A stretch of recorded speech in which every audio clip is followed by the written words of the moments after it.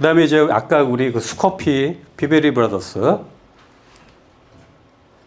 제가 제일 먼저 여쭤보는 게 뭐라고 했죠? 이거 왜 하시려고 하세요? 그랬더니 이렇게 적어 주셨어요. 창업의 목적. 읽어볼게요.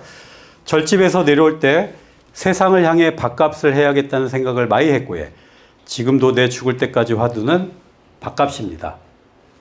밥값은 하고 가야겠지. 그 도구가 커피입니다. Why? 제일 잘할 수 있는 거니까. 그래서 내 거야 돼요. 내가 잘할 수 있는 거. 이거를 소비자들한테 어떤 영향을 끼치겠다는 나름의 사명, 철학, 신념이 담겨 있어야 된다는 거죠. 저는 맨 처음에 장난치신 줄 알았어요. 근데 자세히 읽어보니까 핵심적인 게 다 들어가 있더라고. 이거 왜 하려고 했어요? 그러니까 예전에 스님이셨던 거죠. 근데 사회에 뭔가 혜택을 많이 받으셨나 봐요. 그래서 지금도 내 죽을 때까지 화두는 밥값입니다. 그래서 아까 동영상에도 밥값을 해야 되겠다 이렇게 되는 거예요. 자, 그래서 여러분들이 미션, 비전, 핵심 가치를 꼭 만드셔야 됩니다. 미션은 뭐죠? 존재 이유. 우리 음식점의 존재 이유가 뭐지? 아니, 내가 굳이 이 상권에 음식점 안 차려도 소비자들은 알아서 잘 먹고 잘 살 텐데 내가 그 틈을 비집고 들어가서 음식점을 창업하는 이유가 뭐야? 이게 나와줘야 된다는 거죠. 이분은 뭐예요? 밥값이에요. 밥값 하려고 하는 거예요. 명확하잖아요. 비전. 이제 미래 시점의 우리의 모습인데 하나의 목표라고 보면 되겠죠. 진주 최고의 커피 전문점. 이렇게 되고. 핵심 가치는 결국에는 미션과 비전을 이루기 위한 나와 내 직원들이 갖춰야 될 행동 강령인 거죠. 자, 그래서 이렇게 바꿔드렸어요. 아까 그 내용을 읽어볼게요. 뜻이 있어 한때 속세를 떠나 세상의 가르침과 이치를 찾고자 하였습니다. 시간이 흘러 수행을 마치고 다시 돌아온 삶의 여정에서 나 자신과 한 가지 약속한 것이 있는데 그것은 바로 밥값을 하자였죠. 받은 만큼 정성껏 돌려주고 싶은 마음. 저는 그것을 커피를 통해 구현하고 싶었습니다. 이유는 그것이 제가 가장 잘할 수 있고 진심으로 좋아하기 때문입니다. 이런 부분이 소비자들한테 전달이 됐을 때 아까 말씀드렸던 진심이 느껴지고 단순히 독특한 메뉴 때문에 왔지만 여기 사장님의 마인드, 매력을 느껴서 재방문으로 이어질 수 있게끔 충성 고객으로 만들어야 된다는 거죠. 자, 첫 번째가 이거예요. 아까 언어적 시각적인 표현. 우리 그 음식점이나 카페 테이블 보면 우리나라는 너무 깨끗하더라고요. 그럼 어떤 현상이 일어나냐면 주문을 하고 그 다음에 맛있네 맛없네 이렇게 결론을 쉽게 내리는 거를 많이 봤어요. 근데 테이블에 이렇게 테이블 텐트나 POP 형식으로 해서 아까 브랜드 스토리, 내가 가지고 있는 경영 철학 이런 거를 놓으면요 사람들이 또 읽어봐요. 근데 이거 가지고 우리 브랜드를 이해하기라는 쉽지 않아요. 그래서 연결이 되게끔 해야 되는데 이런 스토리를 가지고 있었어? 그러고 보니까 아까 메뉴판에 이런 네이밍이 있는데 그게 여기서 이런 이유 때문에 그런 네이밍이 나왔고 그런 메뉴가 나왔구나. 자, 여기서 끝나면 안 돼요. 화장실 가는데 중간에 액자가 있는데 여기 사장님의 경영 철학이나 컨셉이 또 있어요. 이런 식으로. 그래서 입체적으로 내가 붙잡고 얘기하는 게 아니라 그냥 자연스럽게 우리 매장에 들어와서 주문하고 나갈 때까지의 이 과정에 우리 브랜드를 깨알처럼 노출시켜야 된다. 아까 그거는 이제 처음 초기 버전이었고 지금 또 이렇게 이제 바꿔드렸어요. POP 형태로. 자, 그 다음에 이제 이분 캐릭터가 저는 좀 독특하다고 생각했어요. 그래서 이분을 좀 캐릭터화 시켜야 되겠다. 그래서 나온 게 이제 이렇게 나온 거야. 근데 솔직하게 고백할게요. 이거 카피했어요. 일본에서. 제가 일본 여행 갔을 때 위다우트 스탠드라는 커피가 있는데 점포 이름 같은데 캐릭터가 다 달라요. 그래서 제가 물어봤어요. 그랬더니 여기 직원이 사장님이 달라요. 이러더라고요. 사장님 캐릭터가 다 다른가. 협동조합식인지 모르겠지만 체인이겠죠.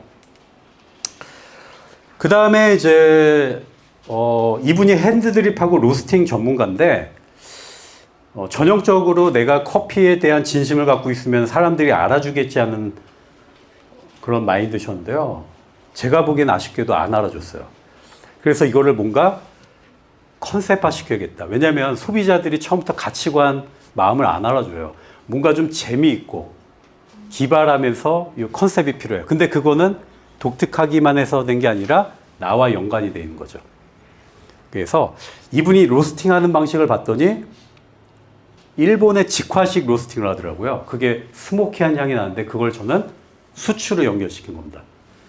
근데 이제 사람들이 그래요. 아, 이게 수추로 볶는지 안 볶는지 어떻게 알아? 그래서 대표님한테 혹시 이거 수추로 직접 볶으실 수 없어요? 그랬더니 작업성이 안 나온대요. 그럼 하루에 몇 잔 정도 나온대요. 10잔. 좋다. 그럼 오히려 희소 가치가 있고 10잔만 판매하시라고 비싸게. 이렇게 해서 나온 거죠. 그 다음에 커피를 혹시 주전자에다가 따라서 드셔보신 적 있으세요? 없죠. 네, 국내 최초로 들어갔는데 수커피의 느낌을 좀 내려고 일부러 주전자에다가 커피를 담아서 나갔는데요. 이게 그냥 나온 게 아니고 진주를 분석해 보니까 다도로 유명하더라고요.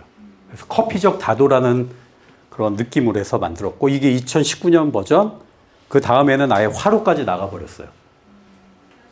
예. 그리고 이제 수추로 볶는 건 아니지만 여기가 뭔가 진짜 수커피의 연관성이 있구나. 이렇게 물리적 증거를 만드는 거죠. 그래서 이제 이렇게 만들었는데요. 개인 매장들은 이제 싸고 양 많은 게 아니라 이왕이면은 이제 차별화 전략을 가셔야 된다. 비싸고 고급지게.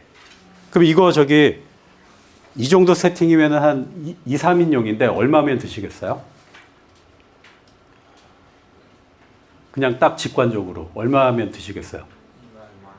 네, 벌써 2만 원이 나오잖아요. 근데 누가 커피 한 잔에 2만 원짜리를 먹어요? 예. 그래서 그런가요? 네. 어쨌든 2, 3인용이지만 세팅이라든지 이런 거는 원가는 얼마 안 하는데 비싸게 판매할 수가 있는 거죠. 가치를 담았기 때문에 그래요.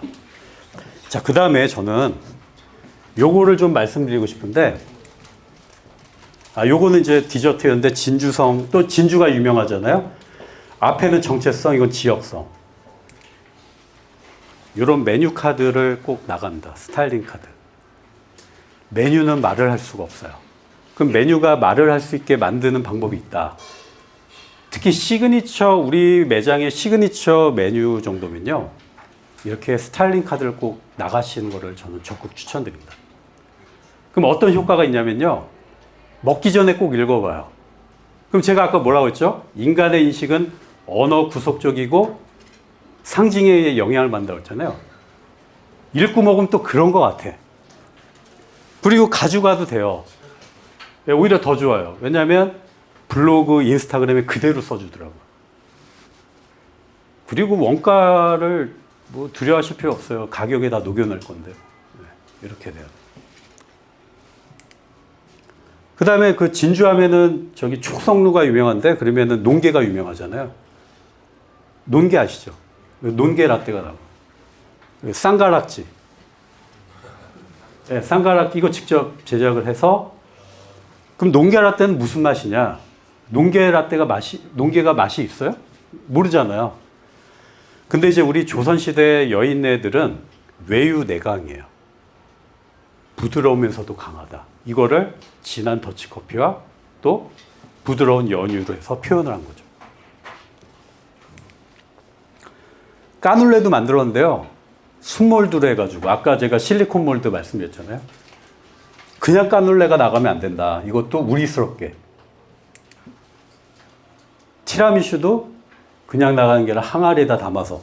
치즈케이크도 우리 아까 이 치즈케이크 이름이 뭐냐면 달나라 토끼 절구 케이크예요. 네. 그럼 이제 우리 절구 안에다가 쭈꾸미를 담아가지고 그렇게 이제 한번 만들어 보는 것도 좋죠. 토끼 하면은 달에 있지 않아요? 네, 절구로. 그런 걸로 아이디어해서 한번. 그래서 이제 제가 컨셉을 잡으면 인테리어에서도 메뉴에서도 서비스에서도 그렇게 하라고 말씀드렸잖아요.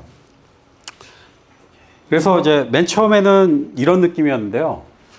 중간 컨설팅을 해서 힘들어요. 왜냐하면 바꾸기에 힘들어. 이미 인테리어가 돼 있으면 여기 좀 바꾸셔야 되는, 내가 여기 들인 돈이 얼마인데 이걸 바꾸라고 안 바꾸시거든요. 그러면 바꿀 수 있는 게 메뉴밖에 없는데 메뉴만 바꿔서 될 문제가 아니에요. 이 브랜딩이라는 건. 그래서 그러면은 페인트라도 좀 바꿔보시죠 해서 이렇게. 그 다음에 이제 아까 여기 창고로 썼던 곳을 여기 분석을 해보니까 그 당시 20대가 와줘야 되는 상권이라서 이렇게 이제 가구만 해서 했더니 20대가 오더라고요. 그 다음에 여기는 이제 서비스도 레트로하게 여기스럽게 하셨어요. 대표님스럽게. 괜히 몸에 맞지 않는 옷을 입을 필요 없어요. 내가 잘하는 걸로 해주면 되는 거죠. 우리 옛날에 뽑기 같은 거 하지 않았나요? 이거 하잖아요. 그렇죠? 뽑기. 그 다음에 저기 맨 우측에요. 여기 좀 상권이 특이했어요. 설날인가 추석에 매출이 최고 매출이 나왔어요. 네, 그러면서 몇십 프로 할인 쿠폰을 드렸죠? 근데 40%까지 할 필요가 있나요? 근데 이게 마케팅 이론에 있어요. 소비자가 생각하는 중고 가격에 비해서 몇 프로를 싸게 해야 소비자들이 싸게 인식한다고 느낄까요? 30%. 그래야 사람들이 와요. 왜냐면 우리 백화점에 옛날에 보면 박앤세일 하는데 그게 30%가 많았어요. 이게 다 이론에 있어요. 생각해 보세요. 여기 커피 4,000원에 10%? 그러면 400원 할인 받으려고 내가 1시간 동안 차 끌고 와서 안 와요. 네. 그래서 확실하게 할인 때려도 확실하게 해야 된다. 그래서 사실 제가 오늘 그동안 만들었던 POP서부터 액자, 그러면은 저는 컨설팅 할 때 어떻게 하냐면 기본적으로 액자 형태로 해서 3개를 만들어 드리고요. 군데군데 노출이 되게 가치관이나 철학. 그다음에 브랜드 스토리는 POP 형태로 테이블에다가 꼭 놔요. 그 다음에 시그니처 메뉴는 메뉴 스타일링 카드를 꼭 만들어요. 네. 요것만 해도 브랜딩이 돼요. 소비자들이 인식이 된다는 거죠. 그 다음에 직원의 역할이 중요합니다. 직원들이 그만큼 움직여줘야 돼요. 질문을 했을 때 여기 쭈꾸미집은 왜 달마당이에요?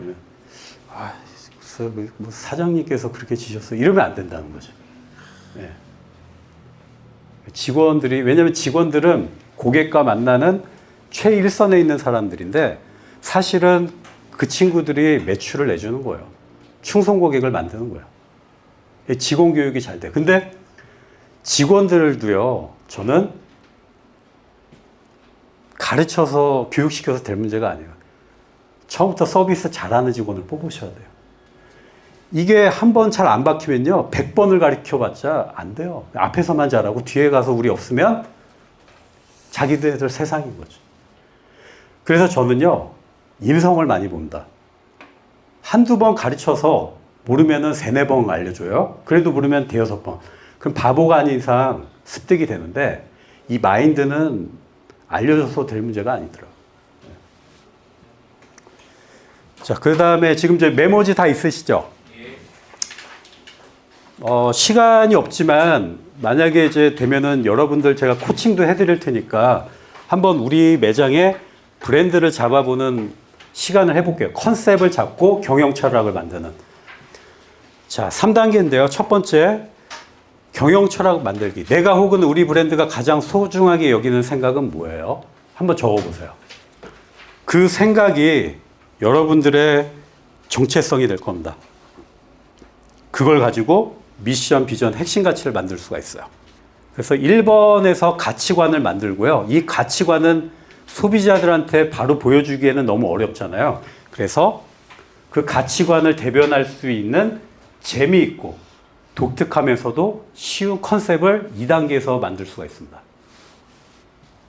그리고 거기에 따른 스토리를 만드시면 되는 거죠. 어떻게? 아까 말씀했던 명확한 캐릭터, 진실한 감정, 중요한 순간, 구체적인 디테일.